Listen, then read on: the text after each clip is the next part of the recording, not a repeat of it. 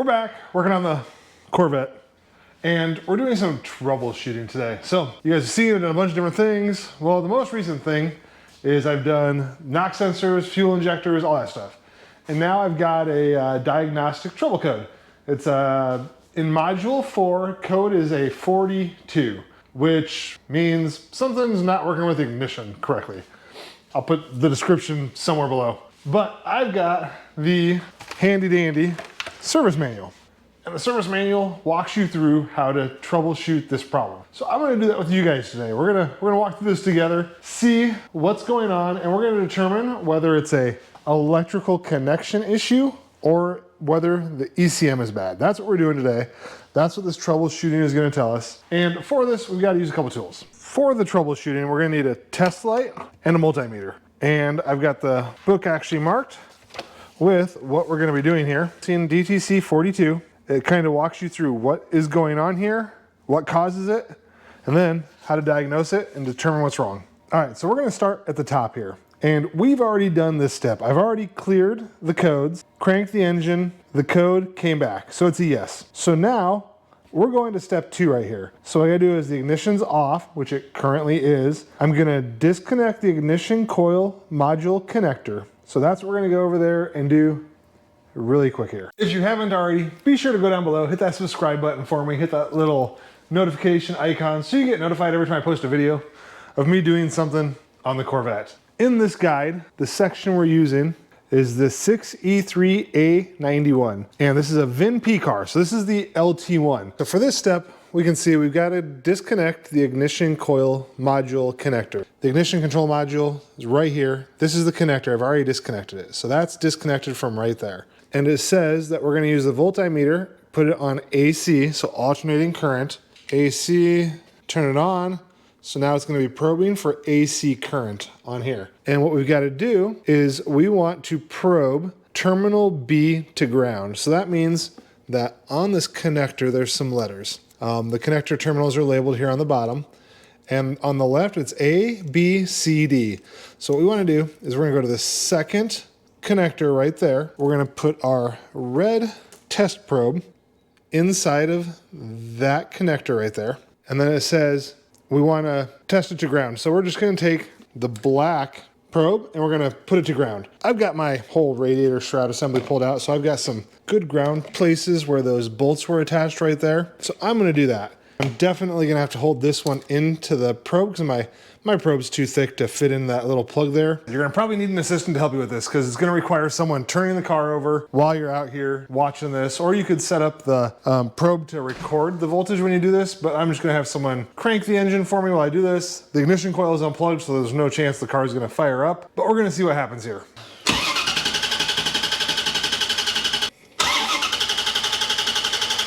So we tested, there was no change in the voltage. We tried it a couple times just to make sure. I moved the probe around, stuff like that, just to make sure there was no change in voltage. That means on the troubleshooting guide, we're gonna follow this down. There's no voltage between 1 and 4. We're gonna go over to no. So that's gonna show us the next step. So what we're gonna do is we're gonna turn the ignition off. We're gonna disconnect the PCM harness at terminal B5.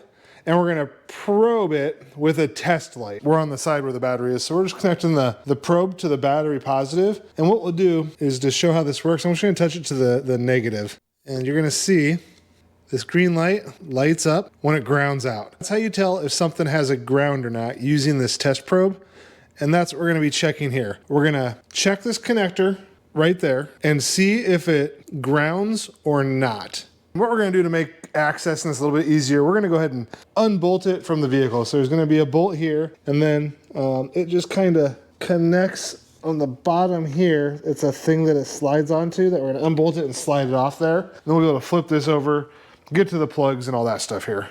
This is actually the page that shows the correct PCM and what connectors are what. So on your PCM, they're labeled red, black, clear, and blue, which you can actually see red, black on the bottom side, blue, and gray is the one it's listed here as. So we need the black, which is connector B for our troubleshooting guide here. We're going to disconnect PCM connector B, which is black. And then with the test light, we're going to check terminal B5. So we're going to go 1, 2, 3, 4, 5. So we're going to actually test that connector right there, that thing, and see if we get this light on. So we're going to go 1, 2, 3, 4, 5. And look at that, light comes on. Okay. Now we go back to the book. Test light B, battery positive, harness B5, test light on, yes. So that tells me that there's a grounded circuit between here and the ignition coil. So somewhere through here is a bad wire. So we have to hunt down a bad wire, or I can just run a new wire and splice it into each end. So we're gonna do some digging here and see what we come up with.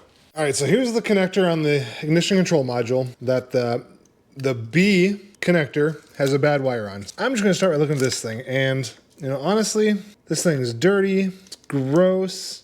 I'm gonna clean this thing up, but realistically, we could just need a new connector here, because he's got weather packs in here, and if any of this oil and stuff has leaked into there, it'll cause this to ground out, which would probably cause the problem we're seeing. So I'm gonna start by just either cleaning or replacing this connector really quick. So now we've got some voltage when we crank it over. So now I'm gonna reset the codes, fire it up again, and see if the code comes back. If it does, we're gonna go back to the troubleshooting tree here and follow it on that and see what happens. Okay, now to check and reset your diagnostic trouble codes on this, you could use a laptop with an OBD1 cable and software, or you can just jump the pins underneath the dash here. And it's gonna be pin number 4 and 12. They're the ones right in the middle, so if we count over from the outside here, 1, 2, 3, 4, it's these two here. And I'm just using a little wire looped thing here that I put in there just like that. And then we jump up to the dash where we do all the work. Okay, we've gone through and we've reset the codes. Now that we've connected everything back up, I'm gonna go ahead and start the car, and we're gonna see if it runs normally or if, as I have the car running, that trouble code comes back. So that's what we're gonna find out here really quick.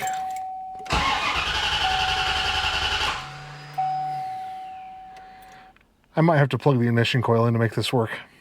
Okay, so now we've reset the trouble codes in the car. I've got everything hooked back up, the coil plugged back in, computer plugged back in. We're gonna start the car up, see if this trouble code comes back.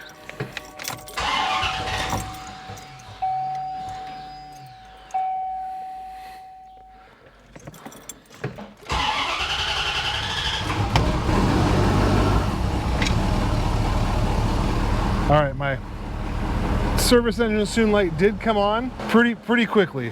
So we're gonna go ahead and pull the codes, see if it's that 42 code again or if it's a different one. Same thing, just turn the key to the on position. And again, see if under that fourth module, a 41 or a 42 comes up.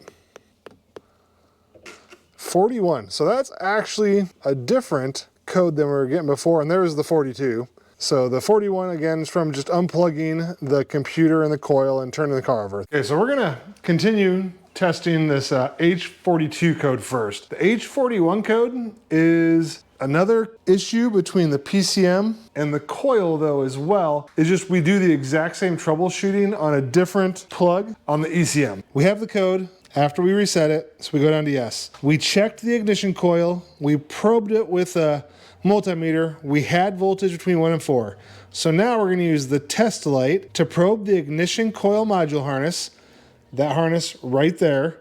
We're gonna probe terminal C to see if this light comes on. So it's the third light terminal thing right here. We're gonna probe with this light to see if the test light comes on. Connect it to my battery. We're gonna probe it right here. See if you guys see this. Light comes on, see that?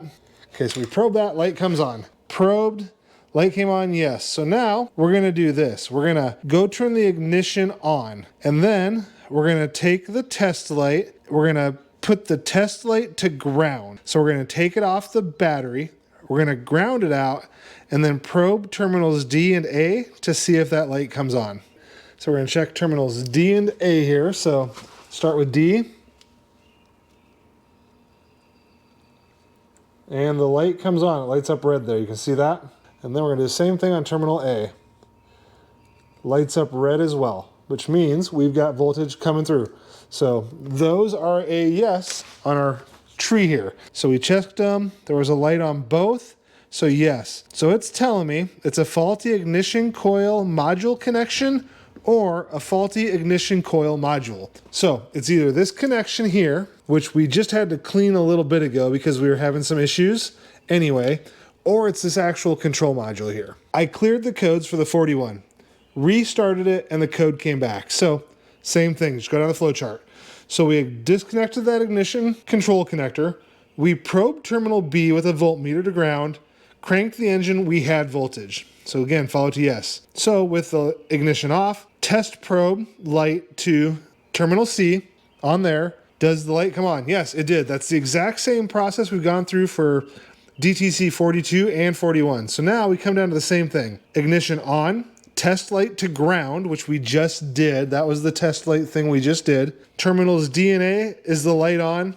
Yes. Faulty ignition coil module connection or ignition coil module. Both trouble trees for 41 and 42 give us the exact same thing. This ignition coil control module is new. I replaced it a while back on one of my videos, but there's a chance that it's still bad. I'm leaning a little bit towards that connector though, because like I said, I wasn't getting voltage. We cleaned it up, got voltage. So it might be that connector. Like I said, I'm gonna order both though, not have to worry about it. And then we'll come back, install that and test it out. I'll make a video for that too. For you guys, it's been a few seconds. For me, it's been an agonizingly long week as I've waited for these to show up. This is my ignition control module and the new pigtail, the new harness that we're gonna install today, because that's what the troubleshooting tells me the problem is. So let's get these on there and find out. So the ignition control module is actually right here on top of the coil. It's this little piece right there, and then here's the harness we're gonna be replacing as well today. The one thing about this, I did order AC Delco parts, but the new pigtail doesn't have color-coded wires like the factory plug here does. So when we do this, we're gonna need to be really careful. First thing we gotta do, unplug the harness. That's easy. Next thing to do, there's two little bolts that hold this ignition control module on. You can unbolt those and just pull off this ignition control module and replace it, or you could take off this entire bracket using these larger bolts on the outside. We don't necessarily need to do that for what we're doing today, so we're just gonna pull off the two smaller bolts on either side here. It's a little itty bitty bolt, like 7/32 socket that takes this off. And this is what your new unit's gonna look like.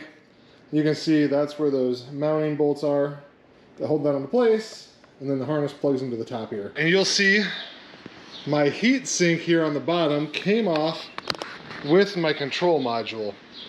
Yours may or may not do that, but this control module will actually come off just like that. And this is the part we're replacing right there. And we just lined the new one up here. We're gonna put the bolts through and just mount it. So that new ignition coil control module is in place. Now what we're gonna do is we're gonna take this, we're gonna cut back the wire harness here a little bit, the wire loom. We're gonna cut this tape off so we can cut this back here. Now you'll wanna be really careful when you go and start using knives around this stuff, because you do not wanna cut any of these wires inside of here. So you can see that's where the wires are, old, brittle below there. So I'm just gonna slowly cut along here to cut that old tape off so I can pull this harness up. Man, just look at all that old tape that was wrapped around here. So now we got plenty of room. We can see our wires there. So we're gonna go ahead and snip these back in this area here. Leave me plenty of room to splice in there.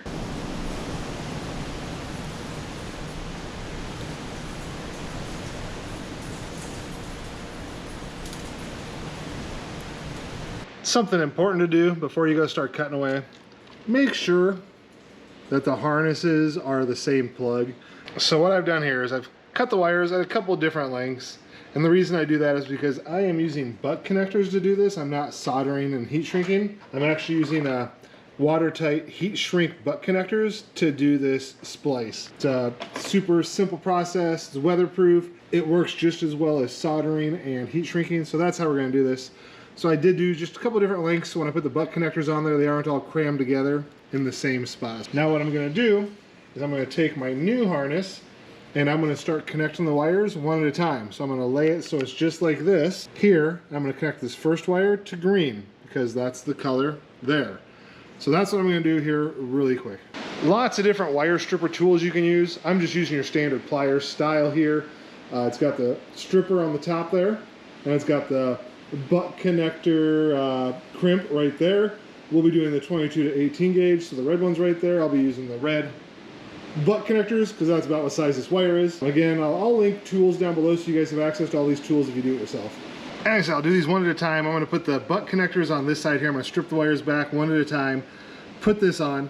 Now what I'm going to do is I'm going to use this little mini butane torch here to heat this up to shrink it down.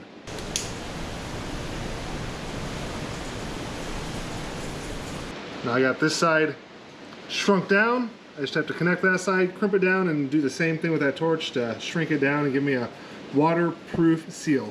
All right, and there they are. All 4 wires, butt connectors on them. Used the little torch on them to give them that nice seal on the bottom there. And now we're just going to take the new pigtail, compare it to the old one, and wire it the same way to those wires on this one. So now we're just going to take one last look, make sure that these are wired correctly. So clip, clip. First one's orange, so we follow this first wire, orange and black, we're good. Second wire is the yellow one, so we follow the second wire, it's the yellow one. The third wire then is the black and gray, so we follow this third wire, it's black and gray, and that means the last one is the green, so we know that's wired correctly. Now you might ask, why did I leave so much extra wire when it's not needed? Well, if this is my fix, this gives me the option to cut these wires and go back and solder and heat shrink them without having to worry about running out of wire length.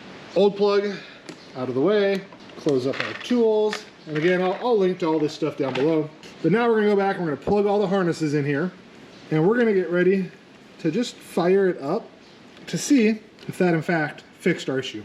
All right, guys, we're gonna give it a shot. We're gonna see what happens. Let's hope for the best.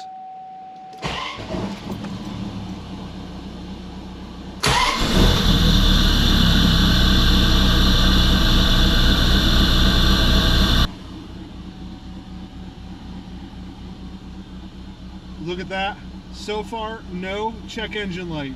No check engine light. Oh, it's up.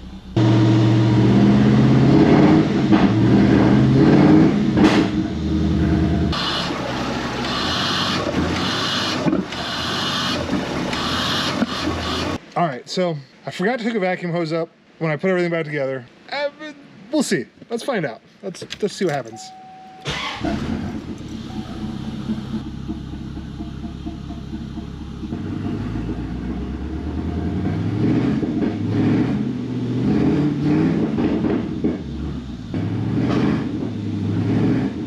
All right, so at least it's revving up now, but it's still not quite firing correctly. Could be a couple different things still.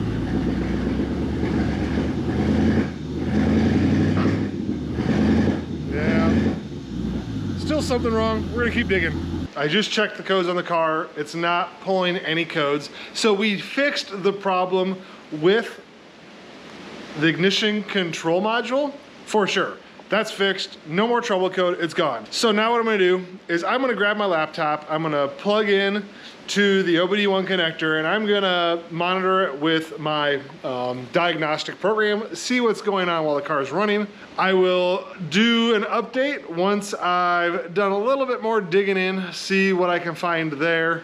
But for right now, all of the codes have been cleared. The car starts, it runs, it actually throttles up now, it's just missing. Backfiring, which you could probably hear in the video a little bit. It is entirely possible it's the timing chain. A while back, someone said that on one of my videos. They're like, hey, it sounds like your timing chain, that could be your problem. So that could be the problem I have right now. I may end up pulling it apart and checking it out. It doesn't take too long to do that, but who knows? We'll see. Like I said, I'll hook it up to my diagnostic program, watch, see what happens. I'll update you guys. Be sure to subscribe below. Follow along as I continue to work on this stupid car. It's an awesome car. I'm just kidding, baby. I love this car, even though it hasn't run for a while. Follow along, subscribe, like my video, and until next time.